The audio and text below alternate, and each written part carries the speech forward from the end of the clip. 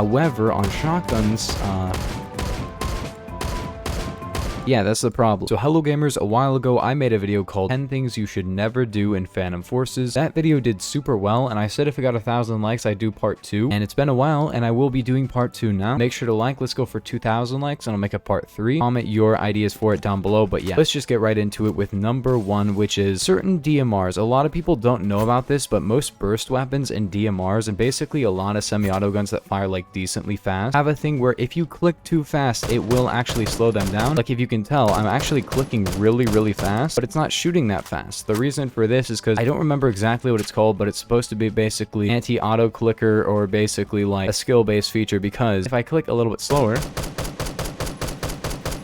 I can actually get a lot more RPM even though I'm clicking slower. So basically, don't just click as fast as you can on certain guns like the Mark 11. You need to actually figure out what the RPM you're supposed to be firing them at is, because if you fire them super slow, it's going to be kind of annoying. You're not going to be able to get maximum usefulness out of the gun. However, if you click too fast, you're not going to have any usefulness because it's going to be shooting way too slow. And that's a problem I had that made the Mark 11 pretty much unusable for me when I first started playing the game, and even into high ranks. Didn't really get into this gun until like rank 150 plus, and then I was like, wait a minute, this is actually a super good gun, but it really just requires a certain type of CPS. This is true for a lot of guns. If you look up a metronome, or about 300 BPM, you can actually get the maximum RPM down. This is true about things like the SKS and stuff as well. For example, SKS, like I can actually get some serious RPM out of this gun. So basically, never click a gun too fast. Never click a gun in a way that just makes it inconvenient to use, because there are even certain guns that just have too much recoil to be fired at their maximum RPM. For example, like the VSS and stuff like that, you can't actually fire them at 700 RPM semi. Another thing that I see quite a bit is cantids, because cantids are a type of attachment that are very effective, very helpful, but are used very wrong a lot of the time. For example, why would I need a canted ACOG if I have a VCOG? There's no reason to have a canted ACOG, and I've seen setups like this where it's like 2 scopes. So what you should never do is use a canted when there's no reason to, or use the wrong canted. For example, if I'm using an assault rifle, I do not need an ACOG and a canted delta. I need a delta and a canted ACOG, because most of the time I'm going to be needing to use my main sight, which is going to be my CQC sight. The thing about assault rifles is that if you want to have a canted, it should definitely be a canted ACOG versus an ACOG and a canted delta, because most of the time you're going to be wanting to use your CQC sight. We'll take for example something like the Remington 700, right? I don't want my main sight to be like a delta and to have a canted ACOG, because that won't be that helpful, right? Since I'm going to be using the scope most of the time, you're going to want your main thing to be the one on the top and the secondary optic to be the one on the side. That way I don't have to always camp my gun. I can just use like my Malcolm and then like switch to CQC if I need to, you know? Another thing a lot of people do that actually isn't as effective as you would think is tap firing on guns. You'd think tap firing would be super effective, right? However, there's this thing called first shot recoil, and as you can see, if you're bursting, it's going to have a lot more recoil on the first shot than the rest of your spray.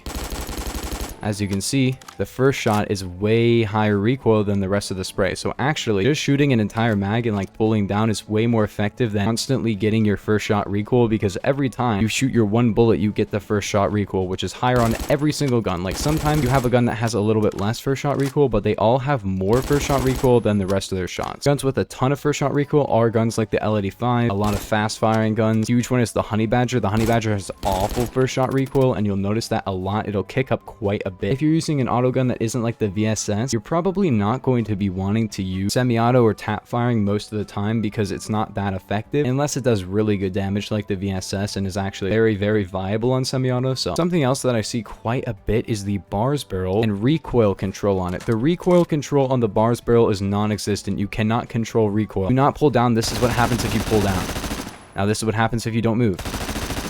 This is why you don't want to pull down. The gun has only horizontal recoil, and you cannot control that. There's nothing you can do about horizontal recoil. You just let it happen. That's why the compensator is better, is because you can control the recoil when you have more vertical recoil. But since the bars barrel is literally only horizontal recoil, only horizontal, there's no way you can control it. Do not pull down on a bars barrel gun. I've seen this on some people. Like some people will be like, oh yeah, I can control the recoil on the bars barrel. No, you can't. It's physically impossible. There's nothing you can do about it. You just let it hit its shots. You know, you can't really change how you're firing at all. Another very important one is hollow points. Now hollow points are not that good. For example, on the P90, you're like, the P90 doesn't do a lot of damage. I'll put on a hollow point and it will do 30 damage. Now that is still a 4-shot kill with a worse 4-shot kill range, worse head headshot multi, worse pen, worse ranges, and 14 minimum damage. So basically, we made the gun better at nothing and worse at everything. There is no upside to using this at all. There's not a single upside.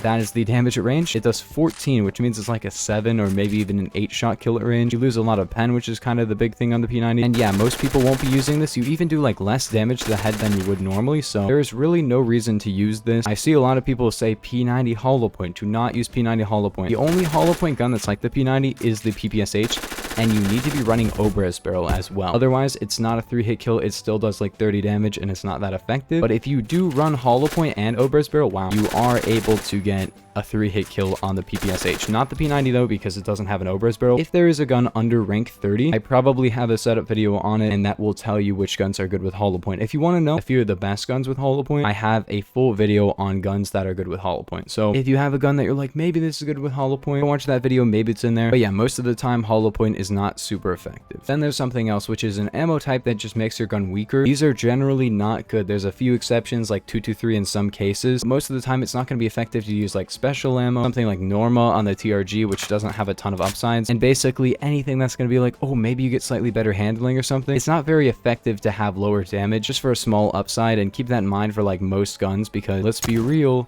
wow, that was very far. Norma TRG, special on anything that isn't like the Thompson, they are awful ammo types. They're just very, very bad. They're not good at anything. They just make the gun kind of weaker, and I'm hitting headshots, so it doesn't matter. Just keep that in mind. Weaker ammo types are generally not better. You just want to, preserve your damage. That's something that most people want to do, right? But yeah, just keep that in mind. Kind of like the opposite theory of Hollow Point. A lot of people will be like, better recoil control. It's not a big enough upside on most guns. A couple good ones are like M16A3 with 223, G7 with 223 is not bad. Tommy gun is not bad with special ammo, but most of them are not going to be that good. So just keep that in mind. Another gun that got a pretty big change lately is the X95. Now, I wanted to talk about this because in videos in the past, I did talk about how this is actually a terrible ammo type because it removed your torso multi for no reason and basically made it so the gun couldn't 3-hit kill anymore. Now it doesn't do that. You do have a 50 round mag. Let's be real, 40 to 50 is not a big deal.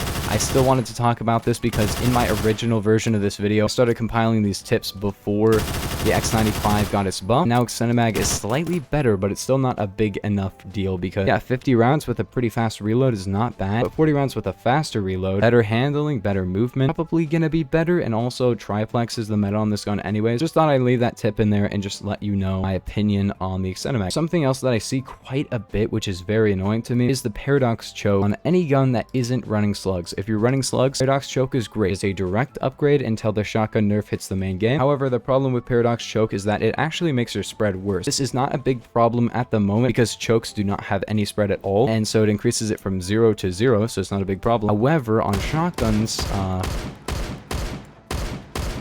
yeah, that's the problem. I see this on quite a few guns. It is not effective to use paradox choke on anything that is not some type of no spread shotgun, And I don't mean like, oh yeah, theoretically no spread, like KS23. Really low spread. Do not use it on that unless you're running slugs, because slug and paradox choke is a direct upgrade at the moment, but it is not a direct upgrade on the A12 or any shotgun that does not have slugs. And I tell you that right now because I do see that sometimes in game. You're just making your gun worse. I don't care if you're using A12 though, because then you're easier to kill. Another thing I should mention is the full stop. On the SVDS and the KS23M, do not use it ever. The only time it's kind of funny is on the SVDS because it makes it the SVD. Recoil does not matter on a freaking semi-auto gun. So please do not use the SVD unless you're like, oh, I want to make the SVD. It's such a cool sounding gun. Other than that, it's not effective at all. Just letting you guys know that most people actually run the max recoil setup on this because, as you can tell, the most recoil ever. My final tip is basically just like a little gameplay tip. Don't get mad at people for picking up your gun. It's not your gun if you're dead. It's a feature in the game that you can pick up other people's guns. You're dead, so you don't really need the gun anymore, All I'm saying is, if somebody picks up your gun, don't get mad. They want to try out your gun or whatever. It's very petty to get mad at them for that, and yeah. If you want people to not be able to use your gun, just use a bad setup or something, I don't know. For example, use my 5 underrated guns and 3A1 setup that is only usable in hipfire. Other than that, it's completely unusable. They'll be like, how are you getting kills with this when they pick it up? It's gonna be funny. X95 triplex, very fair gun, best shotgun in the entire game. I feel like this is probably the most useful shotgun in the entire game. It just works. Like, look at that range. Anyways, gamers, that's gonna do it for the video though. If you guys did enjoy, make sure to like and sub. Like I said in the beginning of this video, please comment your things you shouldn't do, because if I'm gonna do a part 3, I'm going to need like another 10. So yeah, if you guys did enjoy, make sure to like and sub, and I will see you guys in the next one. Peace.